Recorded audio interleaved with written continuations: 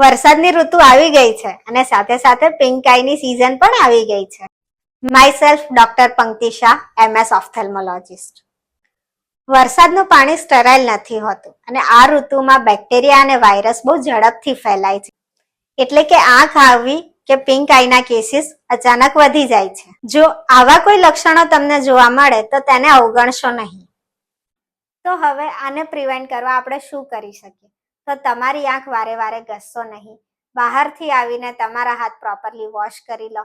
ગંદા હાથે તમારી આંખને અડશો નહીં. તમારો ટોવેલ કે રૂમાલ કોઈ પણ સાથે શેર ના કરશો. અને સૌથી અગત્યની વાત, બહારથી લીધેલા ઓવર ધ કાઉન્ટર ડ્રોપ્સ ડોક્ટરની સલાહ વગર ક્યારેય પણ યુઝ ના કરશો. હા, તો હવે વરસાદની મજા માણો અને તમારી કિંમતી આંખોનું ધ્યાન રાખો.